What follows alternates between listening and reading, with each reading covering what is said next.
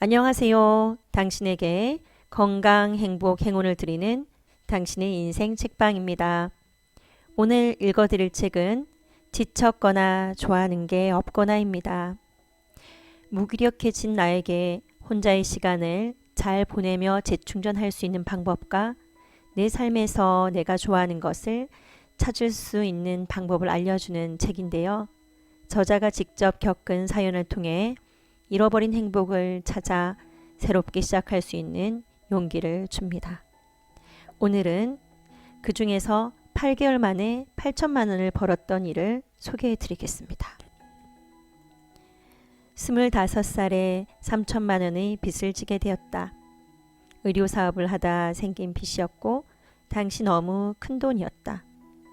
부모님께 말씀드려도 해결될 수는 없었지만 말하는 순간 내 꿈이고 뭐고 간에 당장 집으로 끌려 들어가 부모님이 원하는 삶을 살게 뻔했다. 그래서 주위에 아무에게도 알리지 않고 전 재산이었던 34만 원을 가지고 서울로 올라왔다. 서울에 가면 돈을 벌만한 일이 있지 않을까 하는 막연한 생각이었다. 우선 방을 구해야 했지만 34만 원으로 얻을 수 있는 방은 없었다. 이튿날 비가 엄청 많이 와 우산을 쓰고 캐리어를 끌고 다니면서 방을 구했다. 주로 고시원을 보았는데 아무리 싼 곳도 35만 원이 넘는 곳이었다. 방을 12개 정도 봤을 때쯤 배는 너무 고프고 비마저 쫄딱 맞고 나니 지금이라도 집에 들어가 도움을 청하는 게 현실적이지 않을까란 생각이 들었다. 그러나 그랬다가는 다시는 내가 좋아하는 꿈을 쫓거나 절대 하고 싶은 걸 하며 살 수는 없겠다는 생각이 들었다. 도움을 받는 순간부터 진정한 의미의 독립이 아니니까. 그리고 아르바이트로 모은 돈으로 의류 사업을 한다고 했을 때 주변에서 반대했던 게 생각나 이대로는 돌아가고 싶지 않았다. 당당히 나름의 성공을 이루고 돌아가고 싶었다. 그렇게 찜질방에서 자며 3일째 방을 구했다.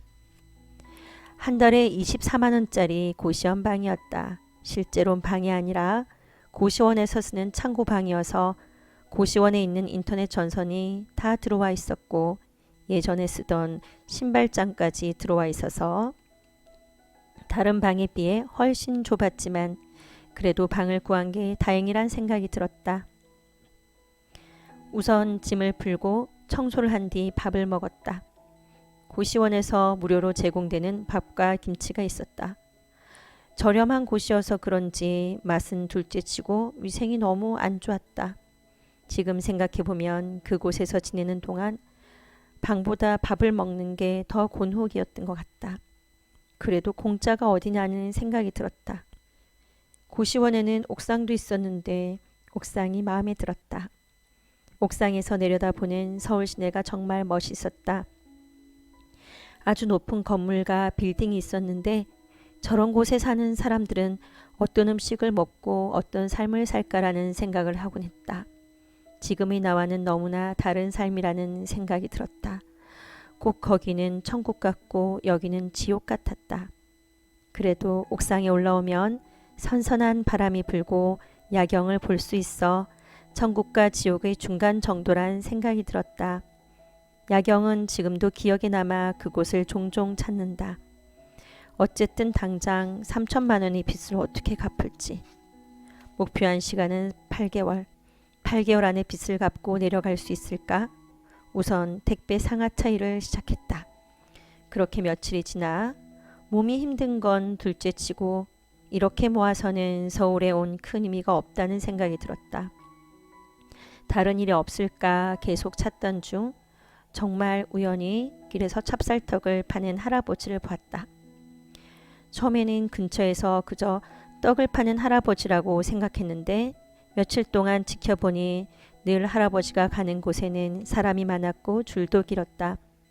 한 달 동안 10번도 넘게 마주쳤는데 돈이 될 것 같다는 생각이 들어 며칠을 쫓아다니며 할아버지께 내 사정을 얘기하고 간신히 얘기를 들을 수 있었다. 결론은 이랬다. 1,000원에 찹쌀떡을 떼서 3,000원에 팔면 되는 것이라고 했다. 자신은 20년째 여기서 일하고 공장도 가지고 있으며 월 수입이 한 달에 1,000만 원이 넘는다는 것이었다. 처음에는 거짓말인가 싶었지만 팔리는 개수를 보면 충분히 그럴 수 있다는 생각이 들어 무엇에 홀린 듯이 일주일 내내 쫓아다니며 할아버지 이야기를 들었다. 할아버지는 아침 일찍 출근하는 역에서 점심길에서 퇴근길에서 새벽길에서 때론 식당에서 밥을 먹으면서도 어디에 사람이 가장 많고 어디에서 어떤 사람들이 가장 잘 사 먹고 어떻게 팔아야 가장 잘 팔리고 어떤 말을 해야 사람들이 가장 잘 사는지 생각하며 살다 보니 20년이 지난 지금 알게 되었다고 한다. 1,000원에 가져와서 3,000원에 팔면 2,000원이 남으니 하루에 100개를 팔면 20만 원이란 계산이 나왔다. 파는 걸 보니 쉬워 보였다. 한 번에 2개씩 사는 사람도 있었고 식당이나 술집에서 여러 개를 사거나 한 번에 사람들이 4-5명씩 금세 몰려오기도 했다. 무작정 10만 원어치 떡을 사서 다음 날부터 팔기 위해 길거리에 나섰다. 그러나 그날 하나도 팔지 못했고 사실 너무 창피해 한마디도 못했다. 그 다음 날도 한 개도 못 팔았다. 그 다음 날도 그 다음 날도. 계속 이러면 안 될 것 같아 사람들에게 다가가 말을 걸고 팔기 시작했다. 그러나 하루에 한 개 팔기도 어려웠다. 너무 창피했지만 고집이 생겨 더 열심히 했다. 하루에 14시간 이상 걸은 적도 많았다. 밥 먹다가도 팔고 식당에 들어가서 팔기도 했지만 아무도 쉽게 사주지는 않았다. 그렇게 시간이 한 달 정도 지났고 그나마 가진 돈도 거의 바닥이 나자 조바심이 났고 너무 불안했다. 무엇보다 정말 간절했다. 당장 돈이 없기도 하고 빚을 갚지 못한 채 서울에서 시간만 허비하고 내려간다는 건 더욱더 무서웠다. 혼자 창고 같은 방에 매일 갇혀 있는 것 같아 점점 우울해졌다. 번듯한 회사에 출근하는 사람들과 비교되었고 꼭 나만 갈 길을 잃은 사람 같았다. 이때 처음으로 죽고 싶다는 생각을 한 것 같다. 스스로 그렇게 밉고 못나 보일 수가 없었다. 사람이 힘들 때는 열심히 해도 잘 안 될 때 그만큼 억울하며 억울한 만큼 삶의 의욕을 잃어버린다고 하는데 그때 내가 딱 그런 시간이 찾아온 것 같다. 매일 자책만 하다 그러다 죽을 용기로 차라리 한 번 더 해보자는 생각이 들었다. 당시 내가 지낸 곳은 서울역 근처였는데 근처에서 제일 높은 빌딩으로 찾아가 그곳에 출근하는 사람들이 모두 내 손님이라고 생각했고 떡을 사라고 말하지 않고 그들을 응원해야겠다고 생각했다. 새벽 6시쯤 나가 8시 30분까지 빌딩 앞에서 돗자리를 깔고 큰절을 하며 이렇게 매일 외쳤다. 오늘 하루도 모두 파이팅 하십시오. 오늘 하루도 모두 파이팅 하십시오. 오늘 하루도 모두 파이팅 하십시오. 처음 돗자리를 깔고 절을 할 땐 정말 죽고 싶었다. 그러나 죽을 용기로 해보자는 생각에 더 크게 외쳤다. 무서웠고 두려웠다. 2시간 동안의 절이 끝나면 다리가 계속 떨려왔다. 그리고 오전 11시부터 1시까지는 내가 왜 이런 행동을 하는지 적은 전단을 만들어 원하는 사람에게만 나누어 주었다. 전단지에는 나는 우리나라 최고의 의류 사업가가 될 사람이고 얼마 전 사업 실패를 겪었지만 다시 사업 준비를 하기 위해 지금 이렇게 떡을 팔고 있다는 내용을 적었다. 그리고 오후 퇴근 시간인 오후 4시부터 8시까지 다시 돗자리를 펴고 큰절을 했다. 오늘 하루도 모두 수고하셨습니다. 오늘 하루도 모두 수고하셨습니다. 오늘 하루도 모두 수고하셨습니다. 그렇게 매일 같은 시간에 같은 자리에 하루도 빠지지 않고 나갔다.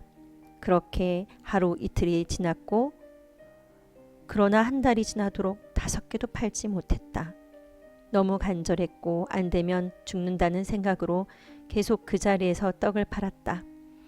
3개월 지나자 4만원어치를 팔았고 그 후에는 더 이상 판 게 없었다.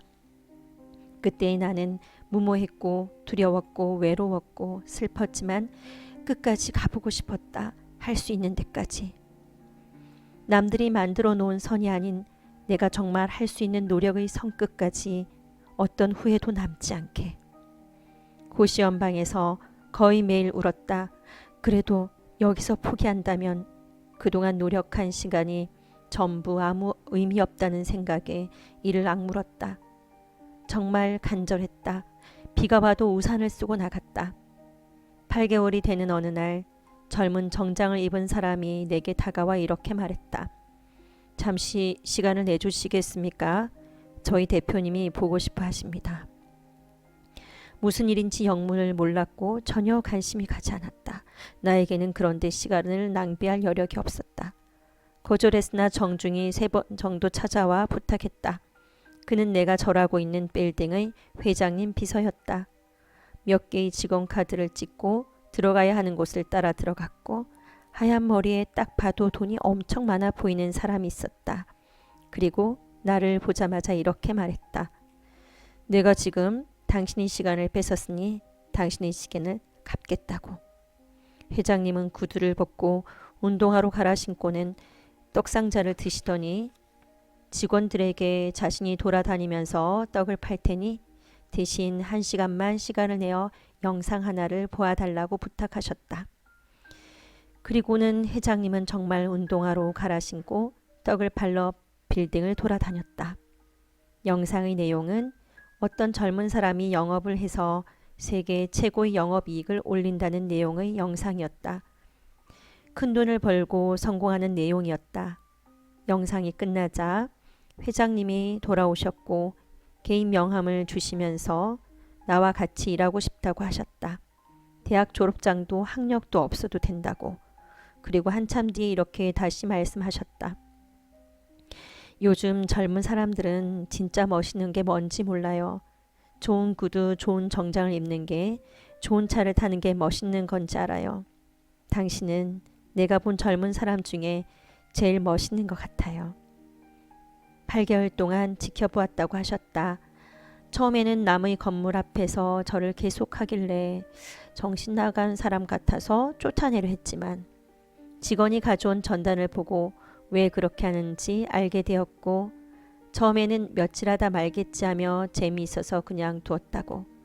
그러나 정말 단 하루도 빠지지 않고 절을 하고 출퇴근하는 사람들을 응원하는 모습을 보며 어느 날 자신의 마음이 움직이는 걸 느끼며 대단하다는 생각이 들기 시작했다고 한다. 한 달이면 그만두겠지, 2달이면 그만두겠지, 비가 오면 그만두겠지, 바람이 불면 그만두겠지. 그러나 8개월간 하루도 빠지지 않고 절을 하는 모습에 왜 그렇게 하는지 꼭 자세히 듣고 싶었다고 했다. 그리고 나는 내가 왜 그렇게 했는지 그동안의 이야기를 했고 회장님은 여러 가지 말씀을 하셨는데 사실 너무 오래전이라 모두 기억나진 않지만 가장 기억에 남는 말이 있다. 원래 죽자고 그만큼 노력하면 살게 되더라고요. 나는 당시 의료사업을 다시 하고 싶어 이 시간을 보낸 것이었으므로 제안을 정중히 거절한 뒤 나올 때 회장님의 명함을 돌려드리고 종이로 만든 내 싸구려 명함을 드리며 이렇게 말씀드렸다. 언제든 회사에 떡이 필요하면 꼭 연락 주십시오. 걸어 나오면서 눈물이 엄청 났다. 그 전에 고시원에서 흘린 눈물과는 달랐다. 외롭고 불쌍해서가 아니라 내 자신이 인생을 엄청 멋지게 잘 살고 있다고, 그렇게 먼저 살아서 성공한 누군가가 그 방식이 옳다고 응원해 주는 것 같았다. 내가 옳다고 이렇게 하면 되는 거라고. 그리고 한 달이 지났고 모르는 번호로 전화가 왔다. 회사 전체 납품으로 대량의 떡이 필요하다며 수량을 맞춰 줄 수 있냐는 연락이었다. 8천만 원어치를 납품하고 팔게 되었다. 아마도 회장님이 구매해 준 게 아닐까 생각한다. 빚을 갚았고 꿈같은 시간을 보냈다. 그 후로 나는 다시 의료사업에 도전했고 결국은 실패했다. 앞으로도 실패하는 순간들이 많겠지만 실패를 어떻게 극복하고 이겨내는지를 배운 것 같다. 내가 앞으로 어떻게 살아야 될지, 어떤 방식과 각오로 살아야 할지 알게 되었다. 나의 간절함을 믿게 되었다. 실패할 수도 있지만 실패를 넘어서고 이겨낼 거라고 나 자신을 믿게 되었다. 간절함을 믿게 되었다. 이 글을 읽는 당신이 어떤 간절한 상황이라면 포기하지 말고 당신의 간절함을 믿을 수 있었으면 좋겠다. 그리고 당신이 목표를 이루고 싶다면 간절해져야 한다. 간절하지 않은 사람은 간절한 사람을 이길 수 없다. 그리고 삶에서는 누구나 간절한 순간이 찾아오는데 그것을 이루기 위해서는 끝까지 자신을 믿어야 한다. 당신이 당신을 믿고 당신이 간절함을 스스로 응원하며 외롭고 두렵기도 할 테고 당신이 어려움에 눈물이 나기도 하겠지만 그 모든 것이 시간이 지나 기쁨의 눈물로 바뀔 수 있게 오늘의 시련에 결코 지지 않고 멋지게 내일도 한 걸음 한 걸음 나아갈 수 있기를 원한다. 당신과 나는 꽃을 피울 수 있다. 나만의 멋진 삶의 시간이 담긴 꽃을. 매일 밤 바랐던 나의 소원이 이루어지길 기적이 일어나라. 간절한 나의 마음이 담긴 만큼. 걱정하지 마세요. 당신은 운이 좋은 사람입니다. 오늘도 건강과 행복, 행운이 가득하신 선물 같은 하루 되시길 바랍니다. 구독과 좋아요 부탁드립니다. 당신의 인생 책방입니다.